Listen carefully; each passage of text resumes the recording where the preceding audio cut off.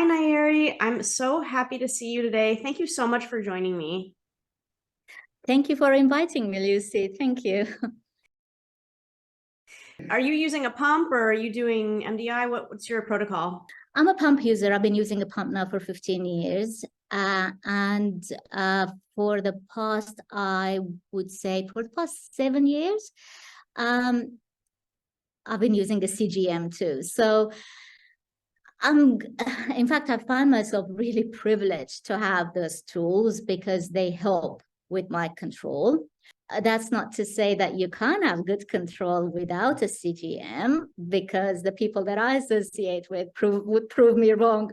I interact with some very inspirational type 1 diabetics actually from around the world who have no access. They can't even afford those tools. They don't have access to them. They can't even afford insulin, their monthly insulin needs. So they can't even meet those. So, and they're managing just fine. They're managing just fine. So these are the people I actually, let's get into that later. But yeah, I'm very passionate about helping people who perhaps don't have the luxuries of choice or options that we in the Western world seem to have.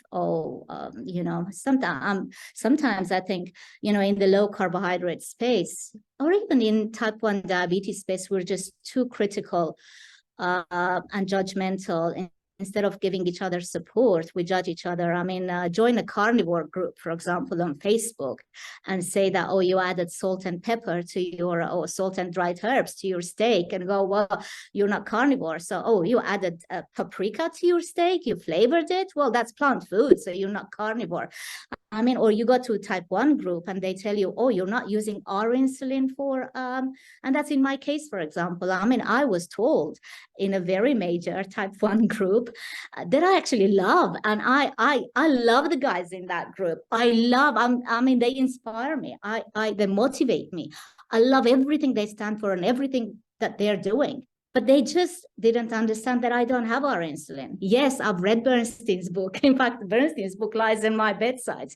So I use Richard Bernstein's, obviously, Diabetes Solution. If you're type 1, you haven't read that book, I recommend that you read the book. He recommends, for example, intermediate acting insulin, not fast and not the very slow ones that people use as background insulin. So to cover protein meals, because protein will raise your blood sugar levels, but the rise will be kind of a small bump, and it could take anywhere between 4 to 8 hours. So our insulin, intermediate acting insulin or regular insulin, will work perfectly with protein.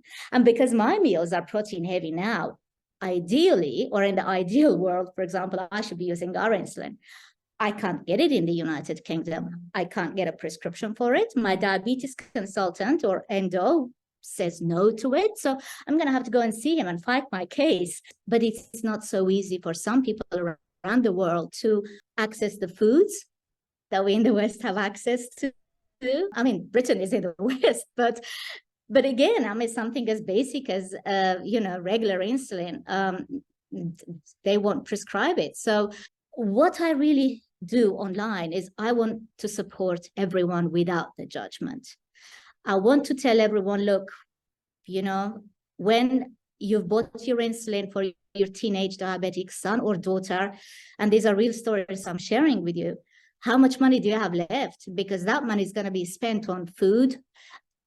This person can't afford meat. What do I tell them to eat? Just tell them not to eat the beans and lentils for protein. They are going to have to rely on plant proteins because they can't access the meat except on a Sunday, once a month or twice. Just tell them what. I don't even charge people. I don't charge type 1 diabetics for my services or for my consultations. I just feel like this mom who's just reached out to me, she's going to either pay me or buy insulin for her daughter for next month. So so these are the people that I'm so passionate about helping. So without the judgment. I hope you've noticed that in my group, I just want to welcome everyone and not judge anyone for the decisions they're making, because we all have challenges. I've been judged far too often. And it's, why are you not using our insulin? I mean, on Twitter, someone shouted at me, you should be using our insulin. Well, if I can get it, I would.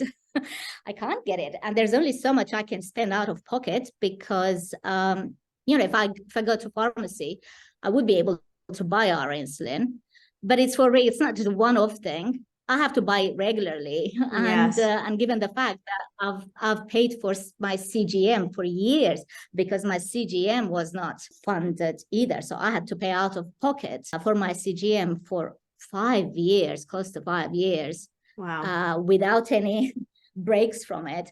It's not so easy. So yeah, if you're type 1 out there, you need some advice, you need help, you need tips, you're confused, you're lost, and you don't like being judged. And, there's nothing embarrassing about, not being able to afford meat or cheese. Yeah. Just reach out to me. I'm here to help. Oh, I love that about you, that you're so willing to help. And you're right. I mean, you have to meet people where they're at. And I mean, if you look back at Dr. Richard Bernstein, when he was coming up with all of his methods, there wasn't such a thing as a CGM or these rapid acting insulins, or, I mean, he was using the pork insulin. I mean, it was just very crude. There was no way to really test his blood sugar yet. He was able to gain control through low carb, extremely low carb. And that's how he did it. And that's what he's taught the world.